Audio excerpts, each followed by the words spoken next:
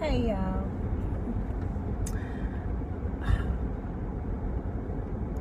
I had to just take a moment there, okay? Welcome back to my channel, Keeping My Life in Order. From the title of the video, I know that you guys are looking forward to me talking about, preparing your kids for college and my tips and stuff.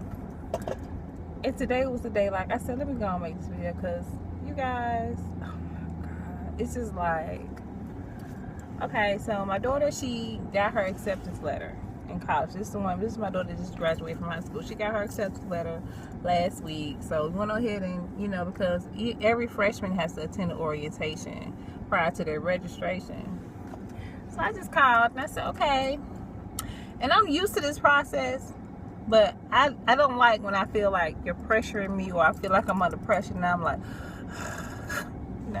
But anyway, so I wanted to call and make the appointment and confirm that we're going to go ahead and attend this registration on a certain date. So then the advisor says, it's very, very important that you guys go ahead and fill out her housing application. So in my mind, I know how the housing process goes. And I'm saying to myself, okay.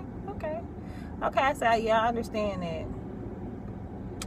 Yes, but I just want to let you know, yesterday we had some students come in and we're already at half full. Okay, now you're applying pressure on me. Okay. I said, okay, I get it, I understand it. But this is not half the story. The housing, deposit, and application fee. You ready for this? $250. I said, say what now? $250. Which brings me to this video. How to prepare your kids for college. First and foremost, for the parents that's out there that has a newborn or you guys are pregnant, I'm gonna tell you right now, start saving you some money. Get that baby a trust fund or some kind of CD. Go ahead and start saving the money. I wish I had listened to the advice from so many different people. They give you such good advice when you're young, but you don't pay that stuff no attention until you get to my age and you're dealing with your kids in college like, $250 for an application fee. And trust me, you guys, compared to others, I know that it's not a whole lot.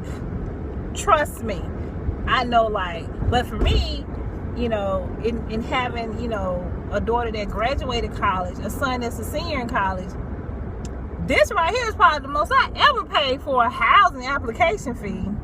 But again, there it is. When you have multiple kids, all of them going in their different directions. They choose to go to different.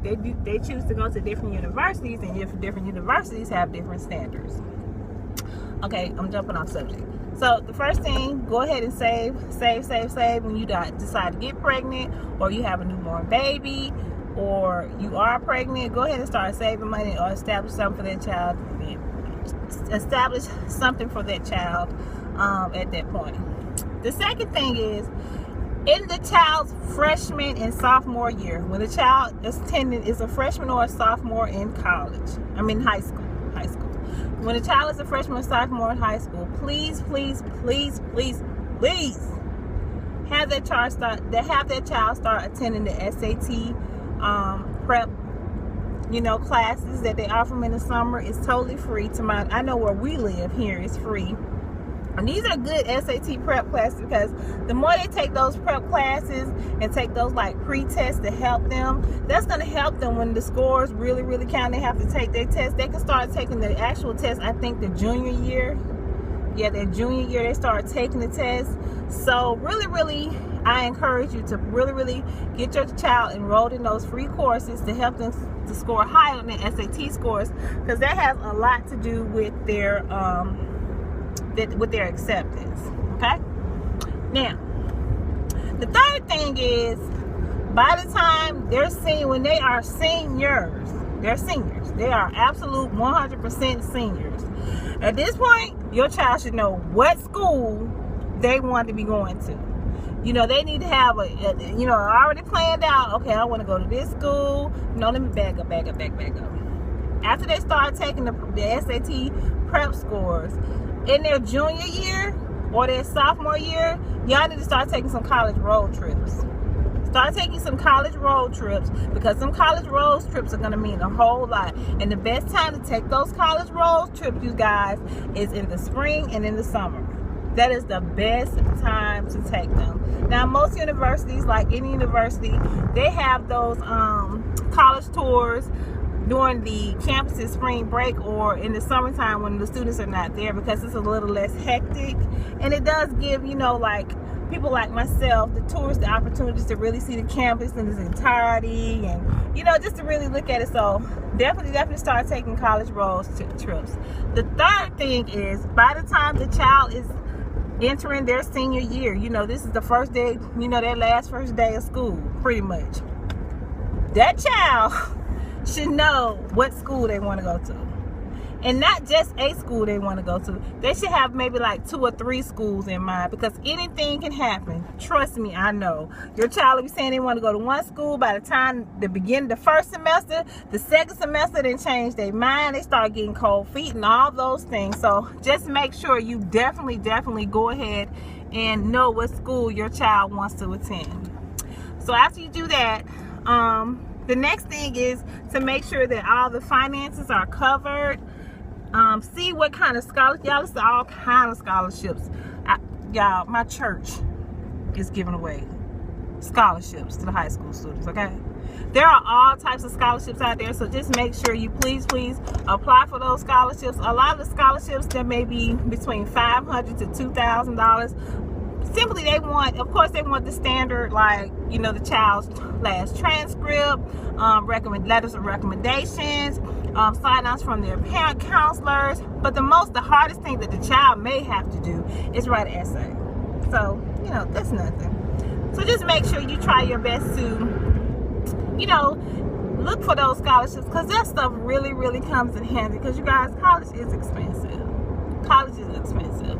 So make sure you do that, and make sure you've already went on ahead and completed any kind of make sure you have gotten everything covered with your financial aid office. All their award letters have been submitted. Any offers that they offer them, please accept them. You want to have all that things together. So the main thing is to make sure all that stuff is together. So make sure your child, the first thing, make sure your child goes to those SAT prep classes that's offered their freshman and sophomore year. The second thing is go ahead and start doing college road trips. They're like their sophomore or junior year of high school. Do those college road trips. Go down there and take those college tours. The third thing is to make sure by the time their first day of their last first day is being in high school, make sure that your child knows what school that they're going to. Because they can go, they could have applied to a lot of different schools or whatever, but most schools, and I could be wrong, but most schools do not send out their final acceptance letter, or they may send out a letter with some kind of statement saying that pending their final transcript, your child has been accepted to X, Y, and Z school. So they really like to really send those letters after they get their final transcript, which is of course the second semester, the last part of the second semester. So just make sure your child knows what school they're going to. The fourth thing, make sure you apply for all kinds of scholarships. Make sure all of their financial aid and all that kind of stuff is covered, okay? Make sure it's covered. You also need to find out, like, if you have to pay, such as myself, like housing fees and deposits and things like that. You want to have those type of financial things taken care of prior to your child entering. Oh, hold on, y'all. 1 second. Hold on, my phone ring.